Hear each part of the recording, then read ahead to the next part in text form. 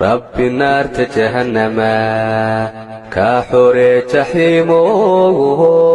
جيب صفر دوسه. waxaa saacadihii ugu dambeysay baraha bulshada ee barta social mediaha gaar ahaan aaladda tiktoka qabsatay gabadhan oo lagu magacaabo Mrs Dabo oo baraha bulshadana caan ka ah gaar ahaan aaladda tiktoka ay u badan tahay ee dadka Soomaaliyeed oo idinla ay wada yaqaanaan ayaa geeri aad iyo aad u xanuun badan ayay la kulantay qabrigeedana Allah u nuuriyo ayaa leenahay wixii fikir aad ka qabtidna qaybta commentiga noolada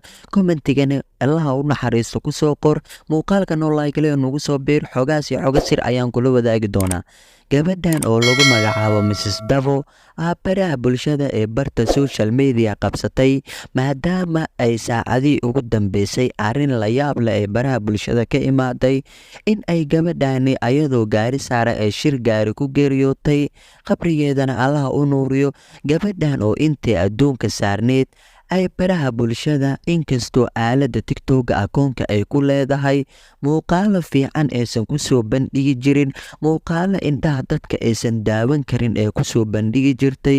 oo dadka badanaa oo taageeraheeda ama faniskeeda eene dadka qaarna ay wacdin jireen abaayo waxaan iska bedel ay dhihi jireen waxaana iska dhaaf iyo waxyaabahan xumada iyo niikiskan iyo waxyaabahan ay samaynaysid maanta waa adduunyo maanta laakiin gabadha oo teeda soo gashay inkastoo ayadoo oo iska niikinaysa iyo baashaalkeeda ay ku jirto aysanba isdhayeenin tahada ayaa soo gashay ayaa maanta baraha bulshada ee barta social media aad ay u gilgishay gaar ahaan aaladda tiktoka dadkoo idinle ay ka wada naxeen gabadhan oo magaceeda oo baraha bulshada ee ku soo gasho ama akoonka ay ugu soo muuqata aaladda tiktoka oo lagu magacaabo Mrs Dabo ayaa baraha bulshada aad u qabsatay maadaama oo dadka Soomaaliyeed oo idil ay la yaabanayeen ficilo xunxun ee baraha bulshada ku sameey jirtay inkastoo waxyaabo xunxun ama muuqaalo indhaha baraha bulshada aan soo jiidan jirin ay iska soo duubi jirtay oo inkastoo ay gabarna iska ahayd dadka baraha bulshada Soomaalidan waa iska taageeri jireen laakiin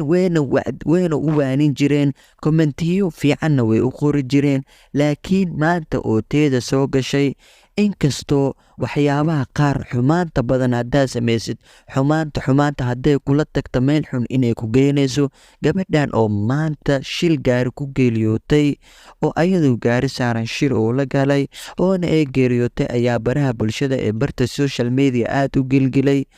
muuqaalkeeda iyo muuqaalo badan ayaa baraha bulshada saa'id u qabsaday dadka reer tiktok oo dhanna ee tacsideeda ka wada qayb qaadanayeen ay